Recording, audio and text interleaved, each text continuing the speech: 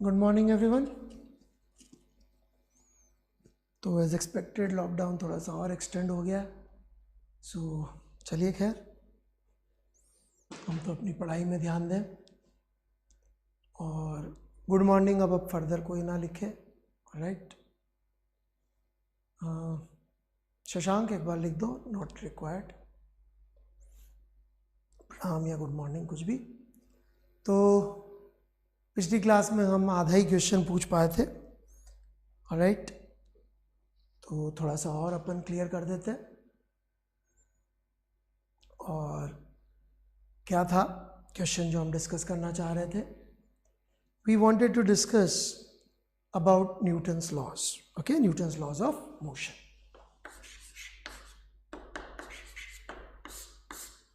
और हम उसका बैकग्राउंड तैयार कर रहे थे कि how Newton's laws of motion are not universal but they are conditional, okay. तो यूनिवर्सल और कंडीशनल लॉ का अंतर आई होप सबको याद होगा, ओके। नहीं तो मैं एक बार फिर से याद दिला दूं, राइट। एक छोटी सी अपील थी, जो भी बच्चे लेक्चर अटेंड कर रहे हैं, राइट, यदि आप इसको सब्सक्राइब करके वो जो बेल आइकन होता है नोटिफिकेशन का दबा देंगे, तो कभी भी यदि क्लास की रीशेड्यूलिंग होगी तो आपके मोबाइल पर नोटिफिकेशन आ जाएगा कि ये क्लास इतनी बजे होने वाली है। तो आपकी कोई क्लास लाइव मिस नहीं होगी। हालांकि यूट्यूब पे अवेलेबल तो रहेंगे वीडियोस, बट लाइव क्लास का एक फील थोड़ा सा अच्छा रहता है, एक शेड्यूल रहता है, एक प्रिपरेशन रहती है, ठीक है। खैर, कमिंग बैक, तो दो तरह के लॉ होते हैं, यूनिवर्सल और कंडीशनल, राइट। और फिजिक्स में हम लोग इसलिए जानना जरूरी है कि ये लॉ कंडीशनल है कि यूनिवर्सल, क्योंकि जब हम लोग पढ़ाई करें, राइट, तो ऐसा ना हो कि हम किसी लॉ को यूनिवर्सल मान के, राइट, गड़बड़ कर दें, राइट। इस वजह से हम लोगों को ये जानना बेहद जरूरी है कि यदि हम कोई कंडीशनल लॉ पढ़ रहे हैं तो किन कंडीशंस में ट्रू है और किन कंडीशंस में फॉल्स है, राइट। तो इसी विषय में हमने अभी तक इतनी सी बात करी थी पिछली क्लास में कि जो फर्स्ट लॉ है, यदि हम मैथमेटिकली लिखे तो फर्स्ट लॉ एसेंशियली ये कहता है कि वेलोसिटी इज कांस्टेंट और एक्सेलरेशन इज जीरो,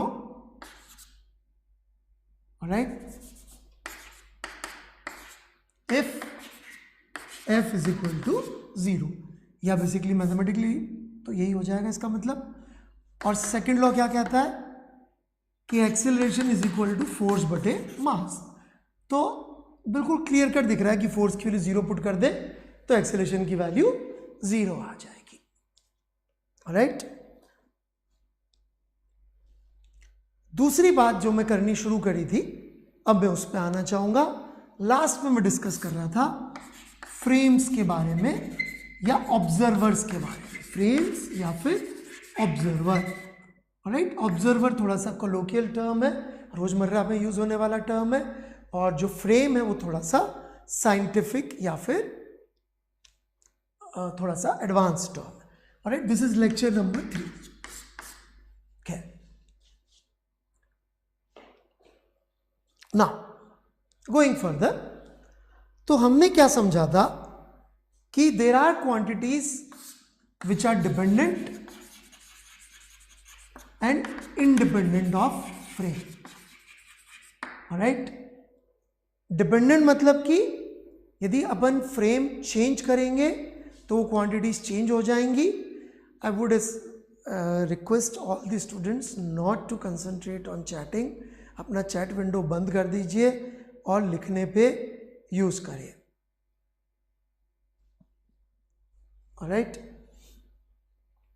अब जब भी डाउट आए तो जब मैं बोलूंगा तब डाउट पूछिए। ऐसे बार बार आप चैटिंग पे ध्यान देंगे तो आपको पढ़ाई में समझ में नहीं आएगी। सो प्लीज़ अपनी चैटिंग विंडो बंद रखिए, तभी खोलिए जब मैं बोलूँ कि किसी को डाउट है तो पूछना है क्या, तभी अपनी चैटिंग विंडो खोलिए। नहीं तो तब तक के लिए अपने डाउट को साइड में कॉपी में लिख के रख लीजिए, ओके। मैं बीच बीच में रुक रुक के बात करता रहूँगा कि भाई डाउट है क्या। तो डिपेंडेंट कौन कौन सी क्वांटिटीज थी फ्रेम पे? डिस्प्लेसमेंट था जिसको एस से लिख देते हम लोग, वेलोसिटी था, एक्सेलरेशन था, ये सब क्वांटिटीज फ्रेम पे डिपेंडेंट है। इंडिपेंडेंट था टाइम, मास, चार्ज, राइट, ये सब क्वांटिटीज इंडिपेंडेंट थी। और भी क्वांटिटीज हो सकती हैं but that is not important right now, right. Now independent का मतलब अलग अलग ऑब्जर्वर अलग अलग जगहों से अलग अलग वेलोसिटी से देखेगा तो उसको टाइम का पैसेज सेम दिखेगा, उसको मास की वैल्यू सेम दिखेगी, चार्ज की वैल्यू सेम दिखेगी। Distance between 2 points, alright, R, which means distance between 2 points, alright, distance between 2 points। ये सब चीजें डिपेंड नहीं करेंगी। जिनको लगे नहीं डिस्टेंस बिटवीन 2 पॉइंट्स डिपेंड करता है तो think of this like this कि चौक के 2 पॉइंट्स के बीच का जो डिस्टेंस है क्या ये ऑब्जर्वर पर डिपेंडेंट होगा कि नहीं होगा? नहीं होगा। आप कहीं से भी नापिए, length of chalk would be same. तो यदि length of chalk is coming out to be same, that means distance between 2 points is independent of frame, alright. तो यहां तक कोई डाउट हो तो पूछ सकते हैं, मैं इसके बाद फिर आगे बढ़ना चाहूंगा।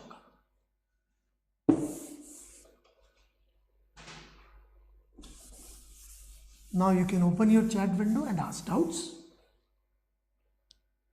हाँ, आप लिख सकेंगे तो बेहतर रहेगा। और कुछ ही दिनों में, क्योंकि हमने भी अभी शुरू ही किया है, हम लोग नोट्स की समरी आप लोगों को अटैचमेंट में दे देंगे, बट लिखेंगे खुद के हाथ से तो ज़्यादा अच्छा रहेगा। सर डिस्टेंस क्या होगा? Distance travel would be dependent on frame. Display Shambhavi पूछ रही है, how is Shambhavi, how is displacement dependent? Yes, it is dependent, क्योंकि मान लीजिए हम एक ही ट्रेन में पास पास में बैठे हुए हैं, ऑलराइट, और ट्रेन चल रही है तो आपके मुकाबले मेरा कोई डिस्प्लेसमेंट नहीं हुआ, पर जो जमीन पे बैठा हुआ है उसके हिसाब से तो हम कोटा से दिल्ली या दिल्ली से कोटा या कहीं से कहीं पहुंच गए, तो ऑब्वियसली डिस्प्लेसमेंट डिपेंड कर रहा है ऑब्जर्वर पे। तो रोहित गर्ग, मैंने आंसर दे दिया है कि हाउ एस इज डिपेंडेंट, क्योंकि ट्रेन में यदि हम साथ साथ बैठेंगे, हाँ, displacement is dependent on frame, लिखा तो है Padmaksh, it is dependent on frame. Displacement, S here represents displacement, alright, so displacement is dependent on frame। Train में 2 लोग बैठे हुए हैं तो उनको अलग अलग दिखेगा। पूजा मदान पूछ रही है, sir mass is different on earth and moon. No, mass is not different on earth and moon, it's the weight, the gravitational pull on the object which is different, not mass, right.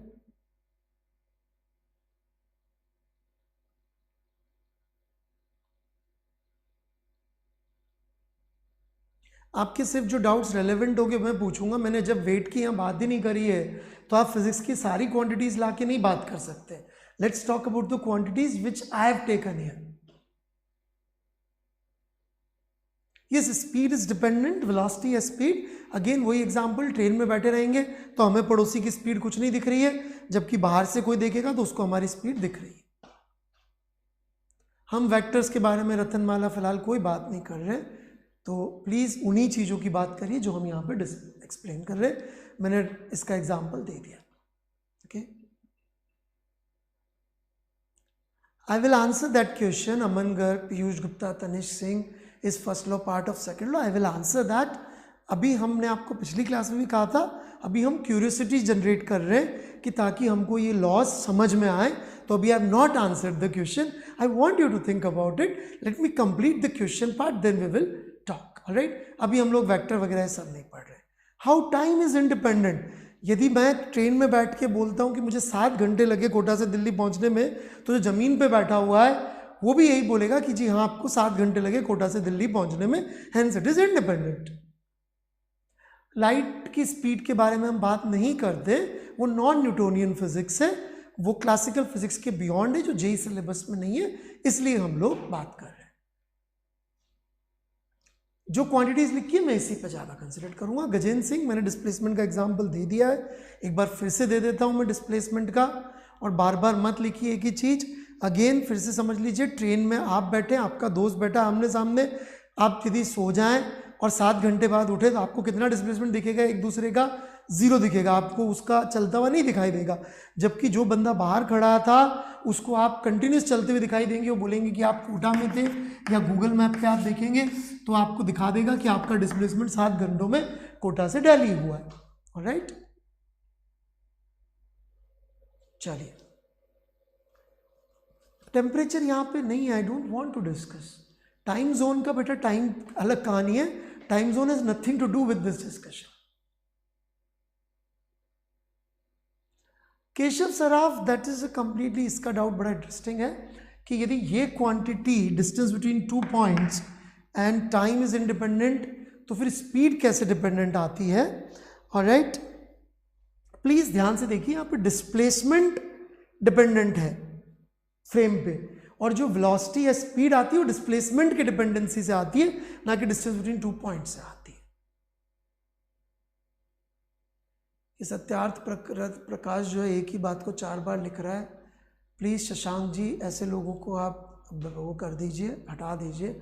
जो भी लोग spam कर रहे हैं please उनको हटा दीजिए, थोड़ा सा फोकस करिए ताकि स्पैमिंग ना हो। ओके, हम ये नहीं समझा रहे भी एनर्जी क्या है, टेम्परेचर क्या है, आप पूरी फिजिक्स में अभी नहीं सिखा सकता। ऑलराइट, जसदेन सिंह टाइम का अमाउंट की बात कर रहे हैं, टाइम की वैल्यू की इस तरह से हम बात नहीं कर रहे हैं कि कितना टाइम कब। Alright, so we are not talking about that कि यहां इतनी बज रही है वहां उतनी बज रही है। टाइम का मतलब है यहां पे duration of time, duration. Okay, यदि आप अमेरिका में आपका दोस्त बैठा हो, आप इंडिया में बैठे हो, आप यदि 1 घंटा एक दूसरे से चैट करेंगे तो सभी को वो 1 घंटा दिखेगा। ओके,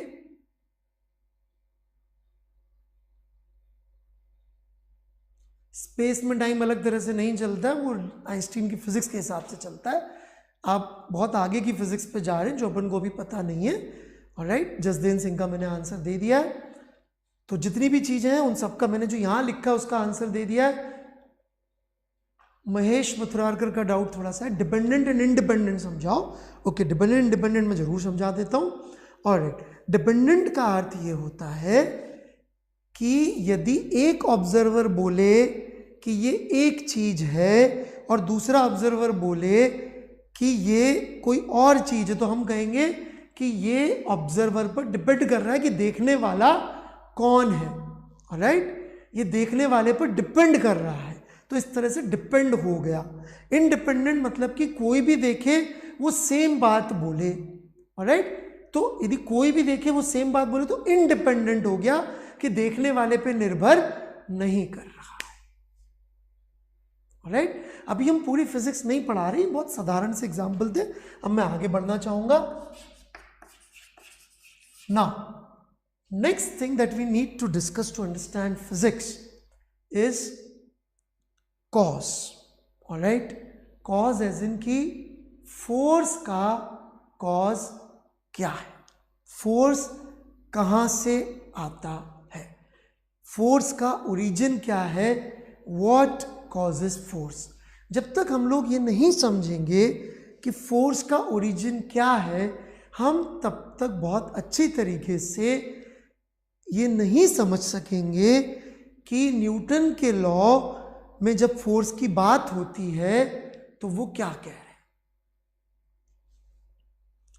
तो फोर्स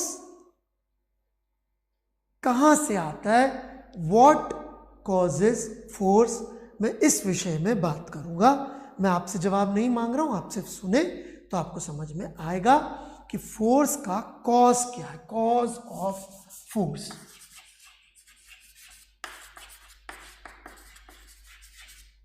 ऑलराइट, फोर्स का कॉज क्या है। हम बिल्कुल ये नहीं पूछ रहे कि फोर्स लगाने से क्या होता है, that is affect of force, हम ये नहीं पूछ रहे। हम पूछ रहे हैं कि फोर्स कहां से आता है, what is the origin, what is the cause of force. So कहां से आता है फोर्स, व्हाट कॉजेस फोर्स। तो यदि आप लोगों के पास पुस्तक हो तो I would prescribe a book called H.C. Verma, alright, a very nice book. इसका पार्ट 1 आप खरीद सकते हैं, और इसका चैप्टर 4 यदि आप पढ़ेंगे तो जो मैं कह रहा हूं वो जवाब आपको जरूर मिलेंगे, ऑलराइट। मैं आपसे आंसर नहीं पूछ रहा हूं मिस्टर गुणित श्रीवास्तव, प्लीज चैटिंग विंडो से हाथ दूर रखिए, ऑलराइट। डोंट राइट अनलेस मैं आपको बोलूं कोई डाउट है तो मैं इग्नोर कर दूंगा आपकी चैट्स को, okay. So what is cause of force, force कहां से आता है, ऑलराइट। इसका जवाब मैंने बताया, आप यहां पढ़ेंगे तो मिलेगा, बट मीनवाइल मैं आपको इसका जवाब दे देता हूं कि फोर्स कहां से आता है।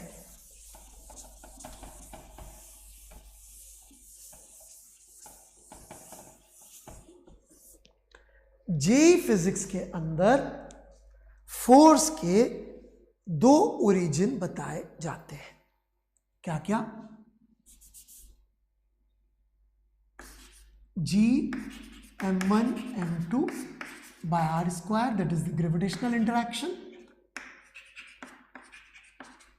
and Coulombic interaction that is charge interaction। या चार्जेस के बीच में लगता है फोर्स और मासेस के बीच में लगता है फोर्स, चार्जेस के बीच में लगता है फोर्स या फिर मासेस के बीच में लगता है फोर्स। ये हम बात कर रहे हैं न्यूटोनियन फिजिक्स की, जेईई सिलेबस की फिजिक्स की। जो जेईई सिलेबस के बाहर की फिजिक्स है उसके अंदर 2 और कॉज ऑफ फोर्स होते हैं, एक होता है स्ट्रॉन्ग न्यूक्लियर फोर्स और एक होता है वीक न्यूक्लियर फोर्स। बट जो फिजिक्स हम पढ़ेंगे उसमें सिर्फ लास्ट चैप्टर में जाके जेईई सिलेबस में हमको इन दोनों फोर्सेस के बारे में बात करनी है, उसके पहले हमें इसके बारे में बात करने की जरूरत नहीं पड़ेगी। इस वजह से हम कह सकते हैं कि gravitational interaction and charge interaction is the cause of force या is the force. Let me explain it more. जब एक मास को, जैसे कि इस चौक को, अर्थ के एग्जिस्टेंस का पता कैसे चलता है? ग्रेविटेशनल इंटरेक्शन के थ्रू। तो mass interaction, that is the gravitational interaction, causes या is one of the forces. Another force is charge interaction. In fact, this is very interesting force, क्योंकि जो हमारी दुनिया बनी हुई है इसको माइक्रोस्कोपिक लेवल पर चलाने वाला फोर्स यही है। कैसे? ये चौक का इतना हिस्सा टूट के क्यों नहीं गिर जा रहा? बिकॉज इसके चार्ज पार्टिकल एक दूसरे को जकड़ के रखे हुए, और उसको तोड़ने के लिए मुझे और भी बड़ा इलेक्ट्रोमैग्नेटिक फोर्स अपने हाथों के थ्रू लगाना पड़ा, ऑलराइट। इस चौक को मैंने छोड़ दिया, गिर गई, बट मेरी फिंगर टूट के क्यों नहीं गिर जाती ग्रेविटेशनल फोर्स के बावजूद? बिकॉज मेरी फिंगर में मॉलिक्यूल्स ने एक दूसरे को बांध के रखा हुआ है। मॉलिक्यूल्स ने एक दूसरे को कैसे बांध के रखा हुआ है? Through this interaction. इनफैक्ट यदि आपको इस दुनिया का व्यू समझना है तो कुछ ऐसा है इस दुनिया का व्यू कि बड़े लेवल पे, as in galaxy, stars, planets, उस लेवल पे सोलर सिस्टम, यूनिवर्स, उस लेवल पे दुनिया को ये चला रहा है। और छोटे लेवल पे जैसे कि ह्यूमन बीइंग्स, ये प्लैनेट का होना, प्लैनेट पे अलग अलग चीज़ों का होना, इस डस्टर का होना, इन सब छोटे छोटे लेवल पे इस दुनिया को अल्टीमेटली इलेक्ट्रोमैग्नेटिक फोर्सेस चला रहे हैं, ऑलराइट। जो भी आप देखते हैं, जैसे कि मैंने इस बोर्ड से टक्कर की, तो जब ये टक्कर करी तो मेरा हाथ इसको तोड़ के अंदर क्यों नहीं चला गया? अल्टीमेटली उसका एक्सप्लेनेशन आपको मॉलिक्यूल इंटरेक्शन से मिलेगा, which comes from this force. हमारा ये कहना है कि जितने भी फोर्स हम लोग यहां पर देख रहे हैं, सुन रहे हैं, जो भी हमारे रोजमर्रा के इंटरेक्शन है, वो ultimately we can take them back to charge interaction. और बड़े लेवल पे दुनिया को देखेंगे तो वो है मास इंटरेक्शन। 2 और फोर्स होते हैं इनके अलावा जो कि न्यूक्लियस के अंदर लगते हैं। चूंकि अभी हम लोग उस लेवल की फिजिक्स नहीं पढ़ रहे, तो अभी हम एसेंशियली ये कह सकते हैं कि जितने भी फोर्स हम देखेंगे उनका ओरिजिन, उनका कॉज या तो मास मास इंटरेक्शन होगा या फिर चार्ज चार्ज इंटरेक्शन होगा। तो अभी आपको डाउट पूछना है तो एक एक करके डाउट पूछे, जैसे यदि कोई एक डाउट आ जाए तो आप वेट करें अगले डाउट के लिए, तो आप डाउट लिख सकते हैं, मैं देख रहा हूं और बिल्कुल कोशिश करूंगा डाउट्स के जवाब देने की। ठीक है,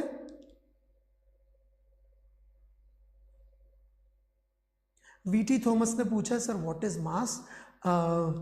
I claim that I can explain lot of physics but I can not explain 4 things. Charge क्या है, मास क्या है, टाइम क्या है, स्पेस क्या है, ये बियॉन्ड है। Alright, it's very very difficult to explain. Sir why you use summation in force in last class? Because एक बॉडी पे बहुत सारे फोर्सेस लग रहे होते हैं, सेकंड लॉ उसको अकाउंट में लेता है। What is K? K is a constant right now, इतना जानने से आपका काम चल जाएगा। We don't need its value बेटा, you are concentrating on different things. R is distance between these 2 things, charge इनका वैल्यू है, के एक कांस्टेंट है, इससे ज्यादा अभी हमें जानने की जरूरत नहीं है। These formula are not going to be part of what I am going to teach you.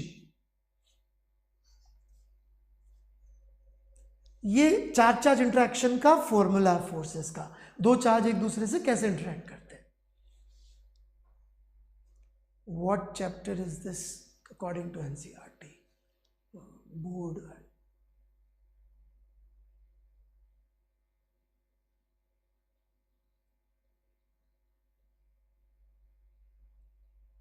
ये इंटरेक्शन क्या होता है और कैसे होता है?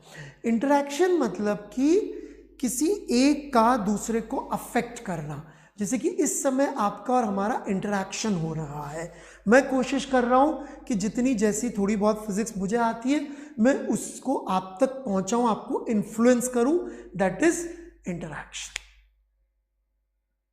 Sir you said that before that time is frame dependent. No, I never said that, I said it is independent. Black hole की physics हमें नहीं आती, हम जेई फिजिक्स में अपने आप को रोक के रखते हैं। Sir difference between electrostatic attraction अभी हमें जरूरत नहीं है। अभी all we need is charge का एक दूसरे से इंटरेक्शन को आप इलेक्ट्रोमैग्नेटिक या इलेक्ट्रोस्टैटिक जो चाहे कह लीजिए, better is electromagnetic is a better word. Sir ionic compound के अलावा भी होगा? आई don't understand this. Yes, mass mass interaction 2 atoms के बीच में होता है Ayush, but that is very very small compared to other interaction that takes care of it.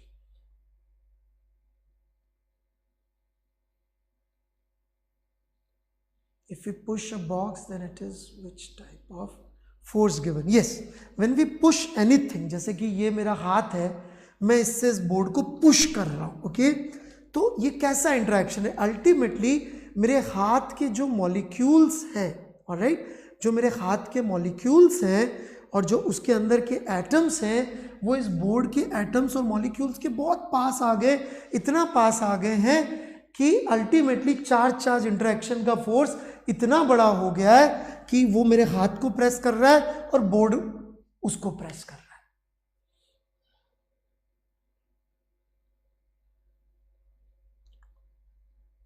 So can we say? No, you don't need to say anything else except what I am saying. Force मतलब कि मास का मास को पता चलना, interaction मतलब पता चलना, एक मास को दूसरे मास का पता चला, एक चार्ज को दूसरे चार्ज का पता चला, तो जो पता चला दैट इज कॉल्ड फोर्स। मास को दूसरे मास के एग्जिस्टेंस का पता चलना इज फोर्स। चार्ज को चार्ज के एक दूसरे चार्ज के एग्जिस्टेंस का पता चलना is force.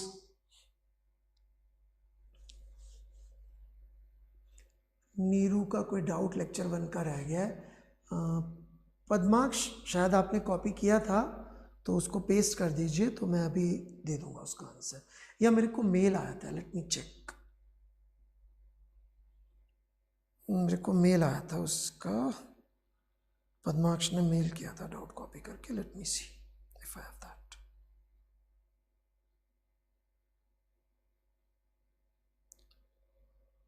But if theory so fundamental then we need to question experiment. मुझसे नीरू ने एक पूछा था कि फिजिक्स में ऐसा कभी हुआ है, this is apart the point, कि जब एक्सपेरिमेंट्स जो है उसको हमको पीछे रखकर, मतलब एक्सपेरिमेंट तो कह रहे थे कि जी ये एक बात गलत है, जबकि थ्योरी कह रही थी कि जी ये बात सही है।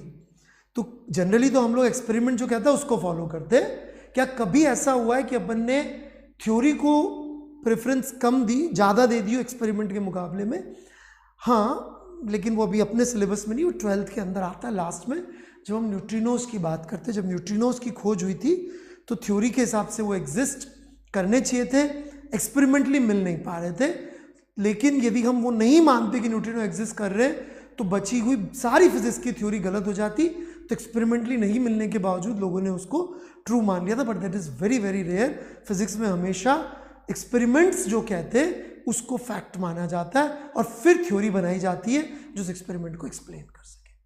सर दोनों फोर्स एक साथ लग सकती है क्या? Now that is a very good doubt relevant to this. हाँ, जैसे कि ये चॉक या मेरी फिंगर को ले लीजिए, क्या इस पर ही दोनों फोर्स लग रहे हैं? बिल्कुल लग रहे हैं देवांश गुप्ता।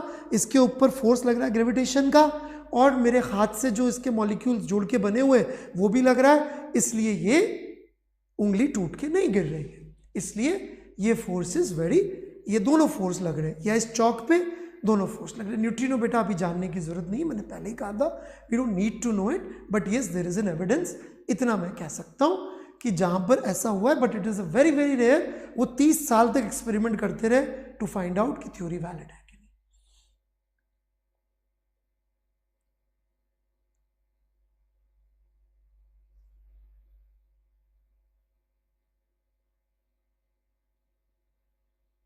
गजेंद्र सिंह बिल्कुल सही। दुनिया में जितने भी फोर्स हैं वो यहीं से आते हैं। इनफैक्ट वो भी छोड़िए, जो फोर्सेस हम डील करते हैं जिनसे रोजमर्रा में, और राइट, वो सारे फोर्स यहीं से आते हैं। इससे तो बहुत बड़े बड़े फोर्स आते हैं। ग्रेविटेशन फोर्स से तो ग्रेविटेशन फोर्स ही आता है, और राइट, बाकी सारे फोर्सेस जो हम देखते हैं वो यहीं से आते हैं, चार्ज इंटरेक्शन से।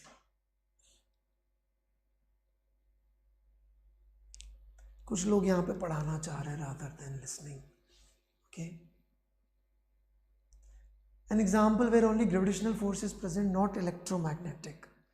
दो पॉइंट मासेस को आप छोड़ दीजिए तो उनके ऊपर ग्रेविटेशनल फोर्स लग रहा होगा सिर्फ।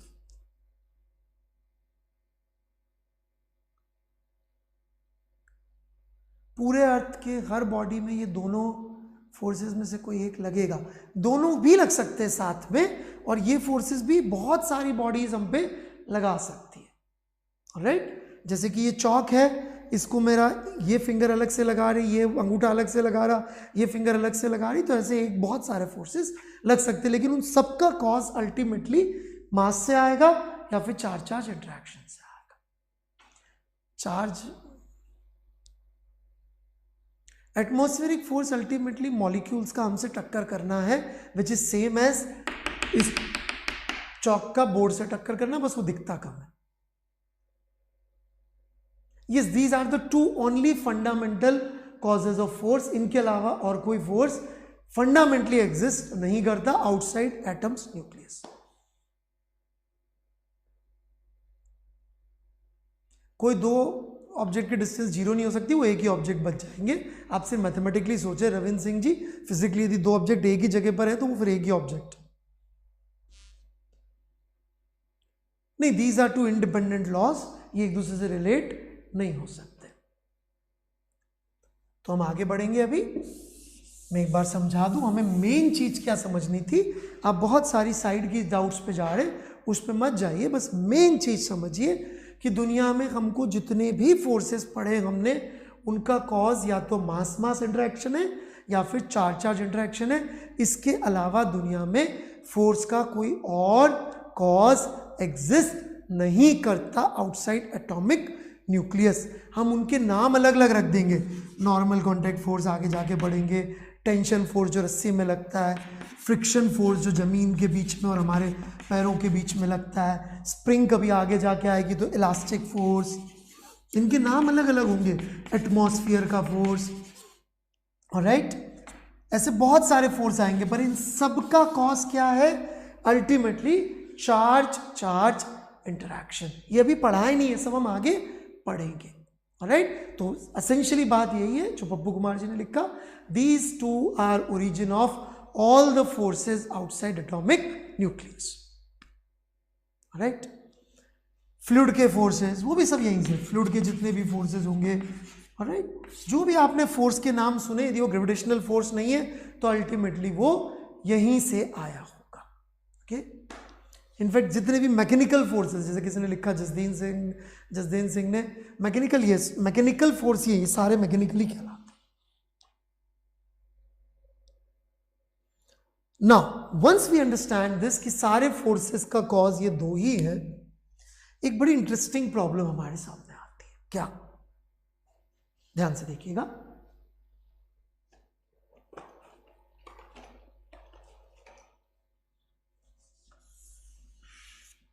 मास इंडिपेंडेंट ऑफ फ्रेम है,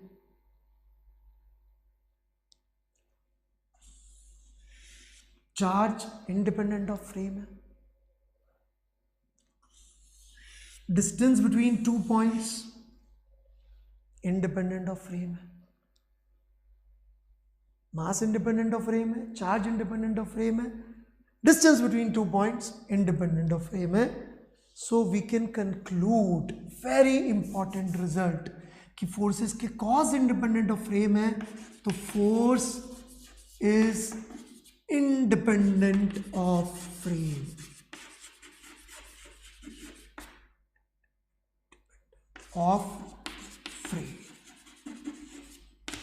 वेरी वेरी इंपॉर्टेंट पॉइंट कि फोर्स की वैल्यू इस पर डिपेंड नहीं करेगी कि ऑब्जर्वर कहाँ से आया, कौन सा ऑब्जर्वर था, उसको दो ऑब्जेक्ट्स के बीच के फोर्सेस की वैल्यू हमेशा सेम ही बतानी पड़ेगी।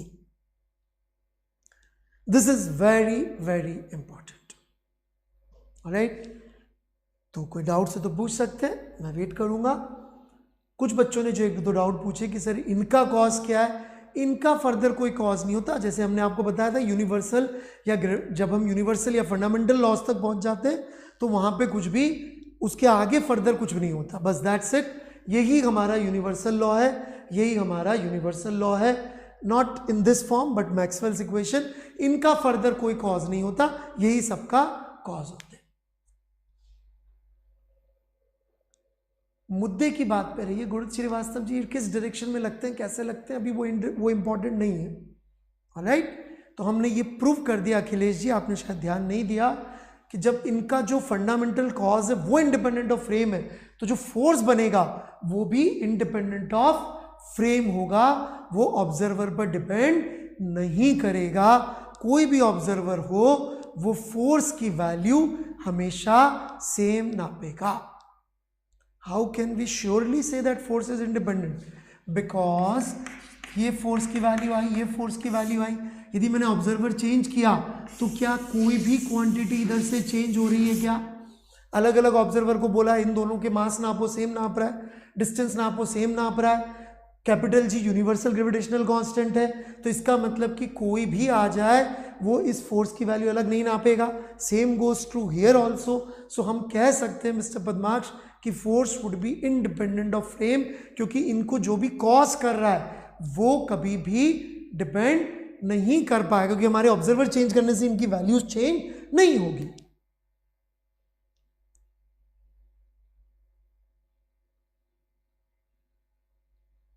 ये दोनों लॉ हिमांशु मिश्रा, यही फोर्स के कॉज है, बिल्कुल सही।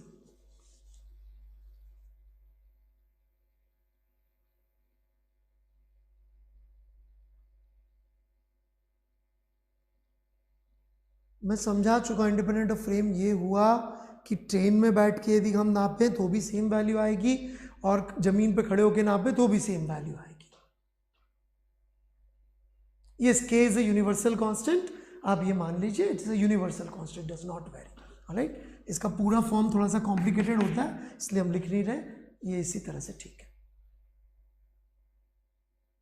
Yes Gajendra Singh, all forces are independent of frame.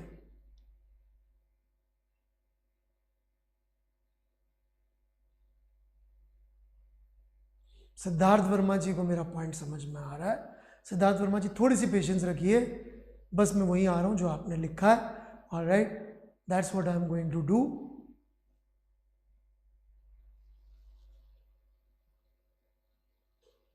It's a law I can not explain. If I would have been able to explain charges एक दूसरे फोर्स कैसे लगाते, तो आप मेरा नाम किसी बड़े साइंटिस्ट के साथ में सुन रहे होते. चार्जेस एक दूसरे पे कैसे फोर्स लगाते हैं, I can not explain. Maxwell was able to explain, और maybe Richard Feynman was able to explain. मैं नहीं एक्सप्लेन कर पाऊंगा चार्जेस कैसे लगते हैं. मानते हैं इसको फंडामेंटल. इससे ज़्यादा फंडामेंटल जाना है तो बहुत डीप फिजिक्स पढ़नी पड़ेगी. जेई सिलेबस में इससे काम चल जाए.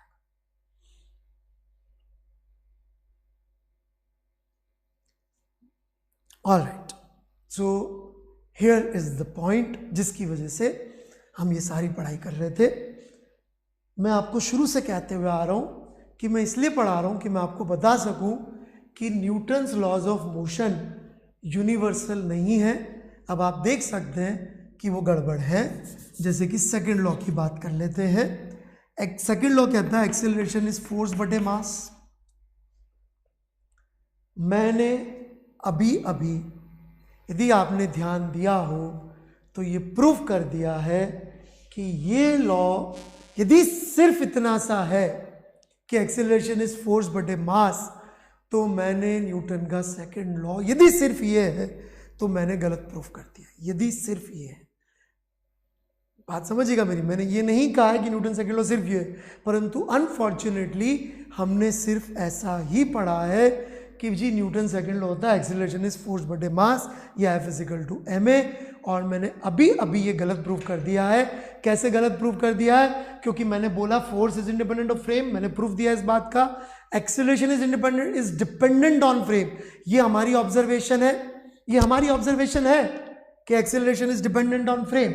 क्योंकि हम ट्रेन में बैठ के देखते हैं किसी अपने सामने वाले को, और सड़क पे बैठ के उसी ट्रेन को या प्लेटफॉर्म पे बैठ के उस ट्रेन को देखते हैं, तो हमें अलग अलग एक्सेलरेशन दिखते हैं. तो acceleration is dependent on frame.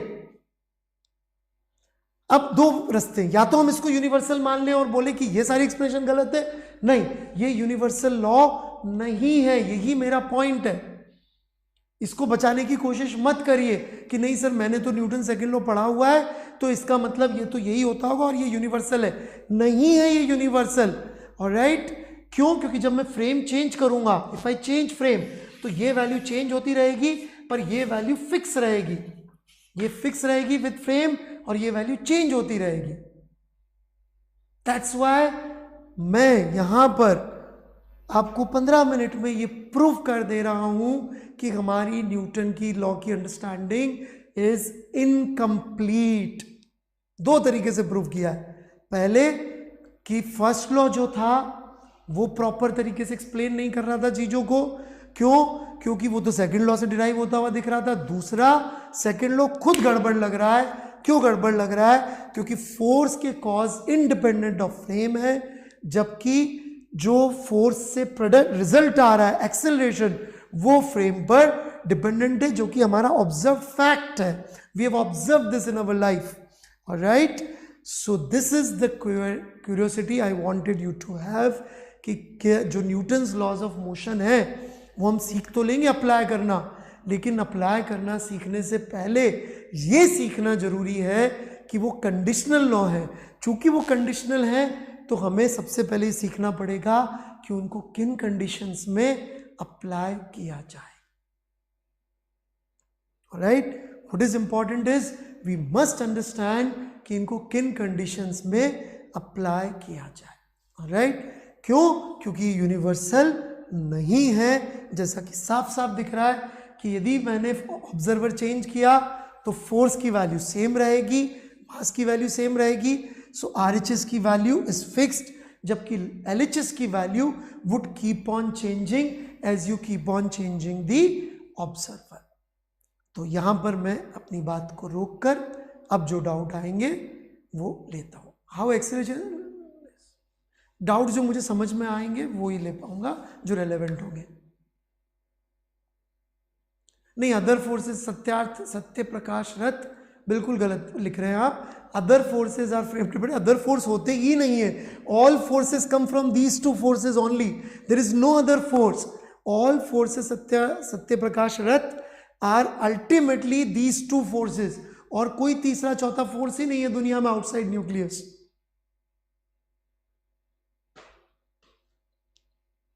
सो आपका पॉइंट गलत है सत्य प्रकाश.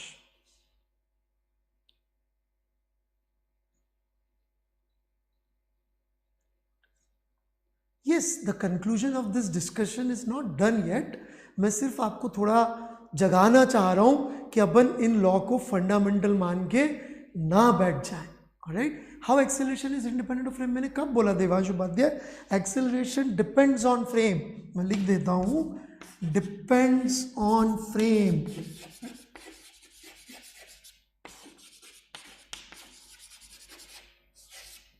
कंक्लूजन इज कि आप सोचना सीखे, सबसे पहले मान के ना बैठ जाए.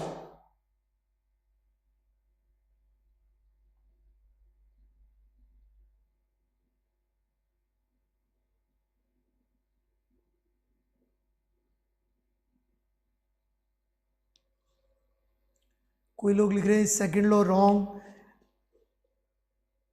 That's not the point. Please, conditional law का मतलब ये नहीं होता वो गलत होता है. कंडीशनल लॉ का मतलब सिर्फ ये होता है कि उसको लगाने से पहले हमारे को चेक करना पड़ेगा कि जो कंडीशन है वो मीट हो रही है कि नहीं हो रही है. गजेंद्र सिंह का कहना है sir please explain, it is complex. Okay, आपको कॉम्प्लेक्स लग रहा है तो मैं फिर से बता देता हूं, ध्यान से सुन लीजिए. फोर्स और mass is independent of frame. इतनी बात समझ में आती है सबको. सबसे पहला point, force and mass will not change if we change frame. Frame as in observer change करेंगे तो फोर्स या मास की वैल्यू चेंज नहीं होगी. फोर्स की वैल्यू क्यों नहीं चेंज होगी? बिकॉज वो जहां से आता है, जो उसका कॉज है, वो फ्रेम से इंडिपेंडेंट है, वो ऑब्जर्वर पर डिपेंड नहीं करता है. ऑलराइट, कोई भी ऑब्जर्वर हो वो चार्ज, डिस्टेंस और मास की वैल्यू सेम नापेगा, इसलिए फोर्स ऑब्जर्वर पर डिपेंड नहीं करेगा. तो force is independent of frame, mass is independent of frame. ये हमने अपनी ऑब्जर्वेशन से या इन दो बेसिक लॉ से जान लिया. ठीक है मिस्टर गजेंद्र सिंह, यहां तक कोई डाउट है?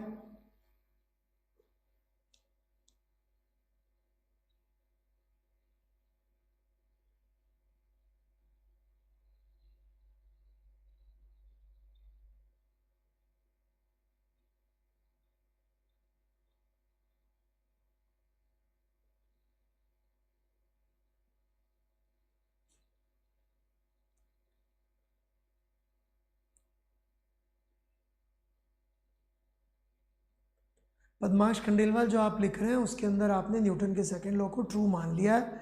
माय क्वेश्चन इज दिस, यदि न्यूटन सेकंड लॉ हो सकता है ट्रेन वाले को लगाने ही अलाउड ना हो.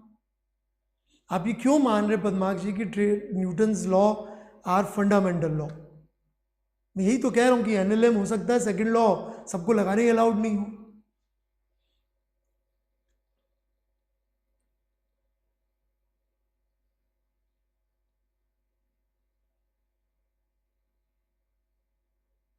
हिमांशु मिश्रा जी, आप नहीं समझ रहे. हमने बिल्कुल नहीं बोला F इजिकल टू एम गलत होगा कि सही होगा. हमने सिर्फ ये बोला है कि it is not as universal law as this is a universal law. क्या? कैसे यूनिवर्सल? दो पॉइंट मासेस यदि आर दूरी पे रखे तो उन पे ये फोर्स लगेगा, that's it. Condition, no condition, true, always true, just like सब मरेंगे, that is conditional. No conditional, universal. एक दिन सबको मरना है, all human beings would die one day और अनदर. यूनिवर्सल. कंडीशनल, कोरोना हो गया मरेंगे नहीं, जरूरी नहीं. Conditional. Alright, so all we have done till this point is established a very important fact कि Newton's laws of motion are not universal.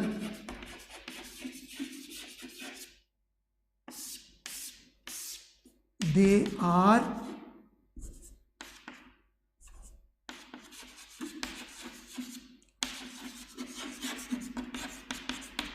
conditional.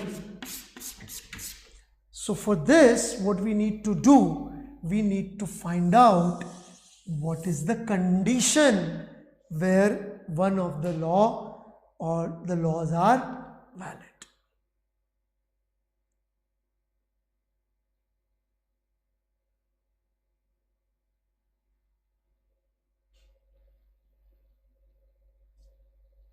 Saroj Kumar, is fundamental law same as universal law? No, there are fundamental laws which are also conditional, right, but हम उनको generally इस तरह से भी बोलते नहीं है, उन फंडामेंटल टर्म हम लोग थोड़ा सा रिजर्व करके रखते हैं, जनरली यूनिवर्सल लॉ के साथ ही यूज़ करते हैं, नॉन यूनिवर्सल को जनरली फंडामेंटल में यूज़ करते नहीं, ओके।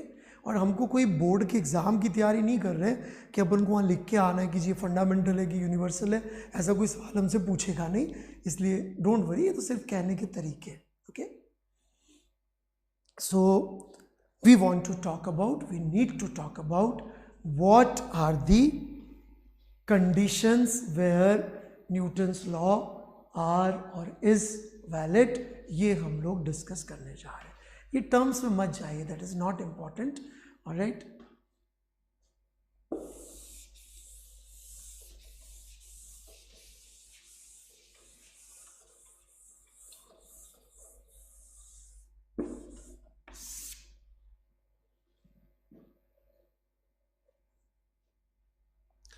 थर्ड लॉ पे आएंगे देवांश उपाध्याय, आगे की चीज़ें ना पूछे तो बेहतर रहेगा, ऑलराइट।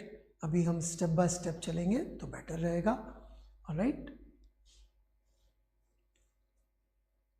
थर्ड लॉ के बारे में अभी कोई बात ही नहीं कर रहे हैं हम लोग, अभी हम फर्स्ट लॉ सेकंड लॉ की बात कर रहे हैं, जब थर्ड लॉ आएगा तब उसकी बात करेंगे। आप पेशेंस से सुनते जाइए, आप देखेंगे तो मैं पूरा लॉजिकली एक एक चीज़ लेके चला हूँ, ऑलराइट। आप भूल गए तो मैं एक बार शुरू से याद दिला दूँ।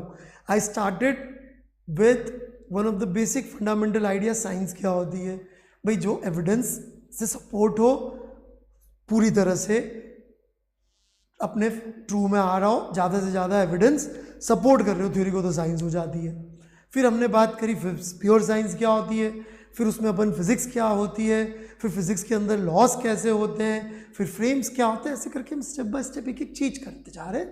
तो पेशेंस रख के सुनते जाइए और डाउट हो तो पूछ सकते हैं। लेकिन आप आगे की बातें करेंगे, जैसे सोहन राज है, इरेलेवेंट चीज़ लिख रहे हैं, स्ट्रॉन्गेस्ट फोर्स क्या है, how is it relevant to this discussion Sohan Raj, I don't understand, please focus on what I am teaching, not what I am not teaching, because what I am not teaching is entire universe, what I am teaching is very very limited, that is Newton's laws of motion, वो भी फिलहाल first और second, alright.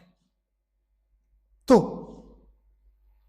Newton's law, first law और second law, इनके बारे में हम साथ साथ बात कर रहे हैं, और इसके अलावा और कोई बातचीत हम नहीं कर रहे, ठीक है। तो this is the theme is this: first law defines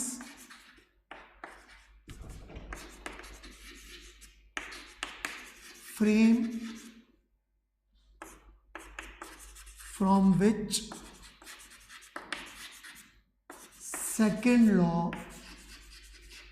can be applied,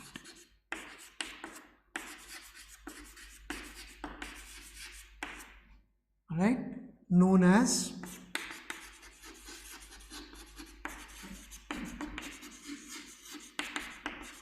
inertial frame. First law defines frame from which second law can be applied, known as inertial frame. Let's try to understand this. Alright, please do not right anything. आप जो लोग सबसे ज़्यादा chatting पे लिख रहे हैं, जिन्होंने चैट विंडो खोलो रखी हुई है, उनको कम से कम समझ में आएगा, ये मैं आपको बता दे रहा हूँ, alright. Don't focus on chat window, focus on writing, listening, and when I से डाउट्स, तब डाउट पूछने में। जितना आप खुद की बातें लिखेंगे उतना कम समझ में आएगा। Let's try to understand this again, कि सेकेंड लॉ में प्रॉब्लम क्या हो रही है। मैंने अभी थ्योरेटिकली बताया था, अभी थोड़ा प्रैक्टिकली भी मैं समझाने की कोशिश करता हूं कि इसमें प्रॉब्लम क्या हो रही है। देखिएगा, डिफरेंट ऑब्जर्वर्स विल गिव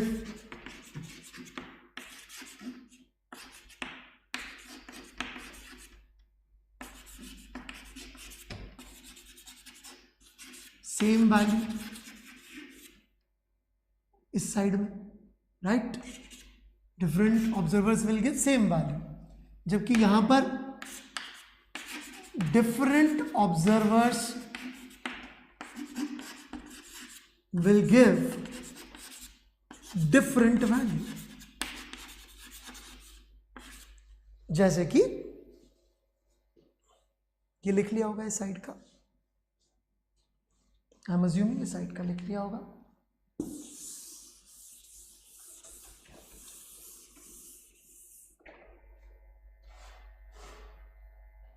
जैसे कि ये एक चौक, इस पे एक चींटी बैठी हुई है, ये दूसरी चौक, ऑलराइट, चौक 2, चौक 1,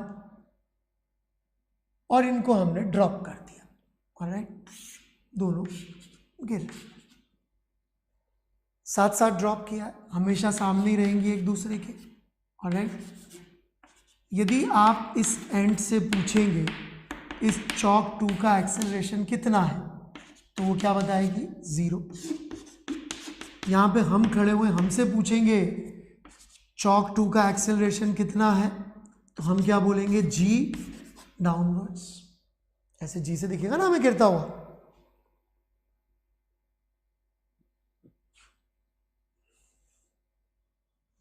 ये चींटी देखेगी, 2 चौक हमने गिरा दी साथ साथ, ऑलराइट, तो साथ साथ जा रही है वो, इसका मतलब सामने वाले के रिस्पेक्ट में ये वाली चौक तो चल ही नहीं रही है। ये वाली चौक चल ही नहीं रही है तो उसका एक्सेलरेशन कितना दिख रहा है चींटी को, for ant which is falling on a, for ant on a acceleration is 0, but for man on ground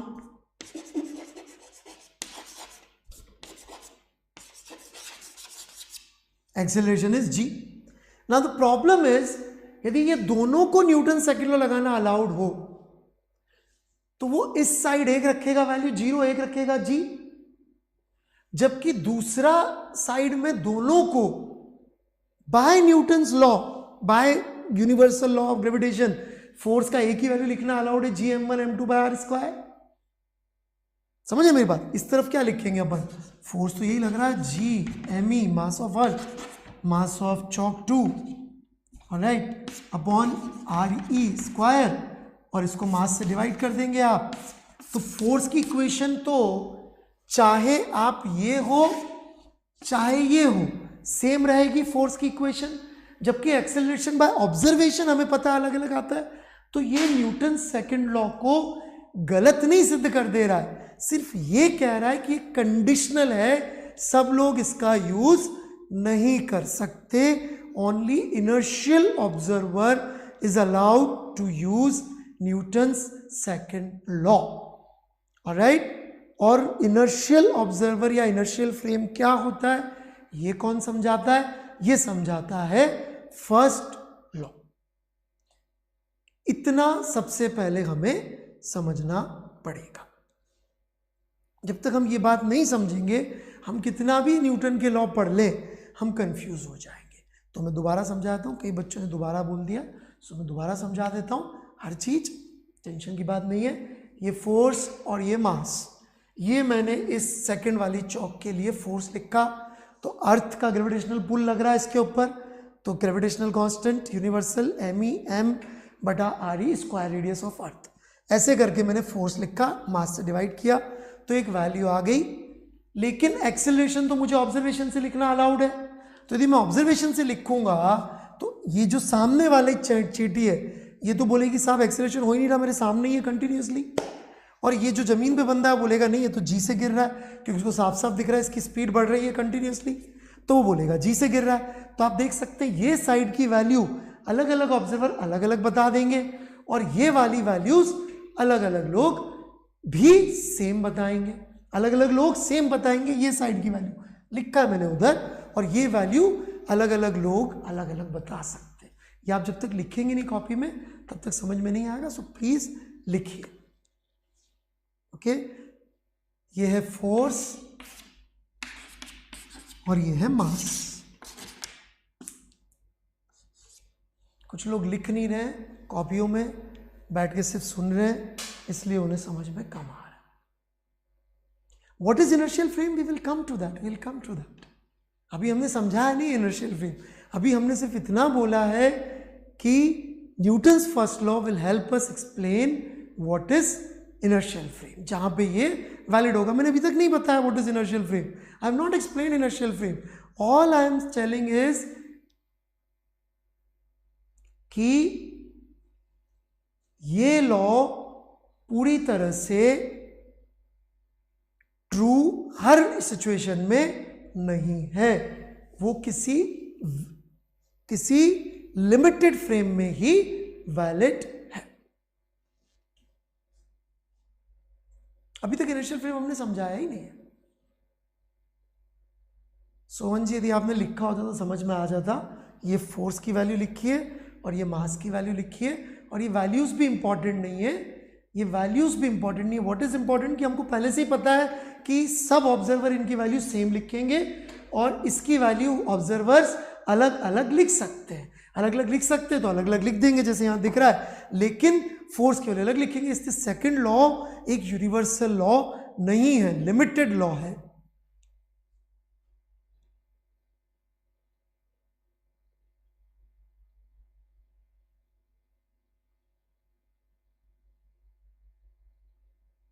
ये लिखा हुआ है यहाँ पे, acceleration is equal to force बटा मास। तो मुद्दा बस इतना सा है। Shoaib Akhtar, sir Newton law are dependent on which condition? Yes, we are coming to that, we are coming to that. And example is very simple. एक चींटी एक चौक पे बैठी है, दूसरी चींटी दूसरी चौक को गिरा दिया, दोनों को साथ साथ, तो इस चींटी को ये चौक चलती हुई दिखाई नहीं देगी। आ रहे हम लोग। अभी आप ये तो मानिए कि न्यूटन सेकंड लॉ अपन जब चाहे नहीं लगा सकते हैं। इसको यदि अपन ने जब चाहे लगा दिया विदाउट कंडीशंस तो हमसे गलतियां हो जाएंगी। बस इतना ही समझना है अभी कि it is not a universal law. तो अब इससे हमारे को दो फायदे हो रहे हैं। एक तो जो हमारा फर्स्ट लॉ वाला प्रॉब्लम था वो भी रिजॉल्व हो रहा है कि फर्स्ट लॉ हम सेकंड लॉ से डिराइव नहीं कर रहे हैं। फर्स्ट लॉ एक कंडीशन देगा इनर्शियल फ्रेम डिफाइन करने की, और सेकंड लॉ जो है फिर हम उसको लगाएंगे उन कंडीशंस में। फर्स्ट लॉ क्या करेगा? फर्स्ट लॉ हमें कंडीशन बताएगा कि भाई यही लगाना है, और सेकंड लॉ हमें यूज करना होगा। ये हमारी कुल जमा की स्टोरी होगी। फर्स्ट लॉ कंडीशन देगा और सेकंड लॉ हमारे को यूज करना होगा। कहां? जहां फर्स्ट लॉ बोलेगा कि भाई बस यही यूज करें।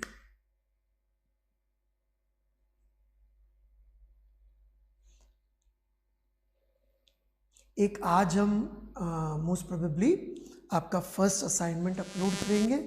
तो वो असाइनमेंट बड़ा सिंपल सा असाइनमेंट है, ऑलराइट। दूसरा HCV का आप चैप्टर 4 पढ़ लेंगे तो अच्छा रहेगा।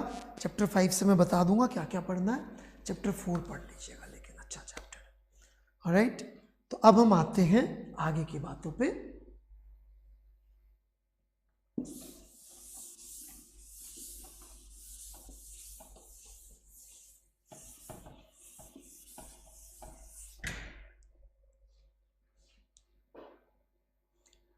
हर्ष 4 and force on second is 0। नहीं बेटा, आप ये स्टेटमेंट लिखते हुए सेकंड लॉ को ट्रू मान रहे हैं। आप ये मान रहे हैं कि उसने पहले देखा। ये गलती बहुत सारे बच्चे करेंगे, सुन लीजिए। कई बच्चे क्या बोलेंगे कि ये एंड है, इसने देखा एक्सेलरेशन 0, इसने देखा एक्सेलरेशन 0 तो इसने बोल दिया फोर्स इज इक्वल टू 0। मतलब इसने क्या लगा दिया? Second law. मतलब सेकंड लॉ आपने मान लिया कि इसको लगाना अलाउड है। हो सकता है इसको सेकंड लॉ लगाना अलाउड ना हो, प्लीज अंडरस्टैंड, ऑलराइट। हो सकता है इसको सेकंड लॉ लगाना अलाउड ना हो। देयर इज अ पॉसिबिलिटी कि इसको सेकंड लॉ लगाना अलाउड ही ना हो। तो इसको सेकंड लॉ लगाना अलाउड ही ना हो तो ये कैसे कंक्लूड कर सकती है कि एक्सेलरेशन 0 का मतलब फोर्स 0 है? तो तब आएगा ना जब आप मानेंगे कि एक्सेलरेशन निकाला जा सकता है फोर्स से, ऑलराइट। यदि सेकंड लॉ गलत होता, यदि सेकंड लॉ एग्जिस्ट नहीं करे, तो क्या हम एक्सेलरेशन से फोर्स कमेंट कर सकेंगे? नहीं कर सकेंगे ना। तो आप ऐसा क्यों मान रहे हैं कि इसके हिसाब से फोर्स 0 आ जाएगा, नहीं, इसको तो एक्सेलरेशन 0 दिख रहा है। यस, फोर्स के बारे में कमेंट हम तभी कर सकते हैं जब सेकंड लॉ ट्रू होगा। इफ सेकंड लॉ ट्रू, तब हम फोर्स के बारे में कमेंट कर सकते हैं। If second law is not true तो हम कमेंट नहीं कर सकते। तो अगली क्लास में हम लोग बात करेंगे कि इनर्शियल फ्रेम क्या होते हैं और थोड़ा थोड़ा हम लोग फोर्स बनाना शुरू करेंगे। ऑलराइट, कैसे फर्स्ट लॉ इनर्शियल फ्रेम बताता है, ये सारी बातें अब अगली क्लास में होंगी। ऑलराइट, हाँ, जिस तरह से अपन ने अभी तक, मैंने उस समय कहा भी था, आप लेक्चर दोबारा सुनिएगा हिमांशु मिश्रा जी, मैंने कहा था फर्स्ट लॉ को जनरली ऐसे पढ़ाया जाता है। मैंने ये नहीं कहा था कि मैं भी फर्स्ट लॉ को ऐसे ही पढ़ाऊंगा, मैंने कहा था फर्स्ट लॉ ऐसे पढ़ाया जाता है। तो फर्स्ट लॉ को मैं इस तरह से पढ़ाऊंगा कि वो इनर्शियल फ्रेम डिफाइन करेगा। So time is up. We'll continue next class. Thank you.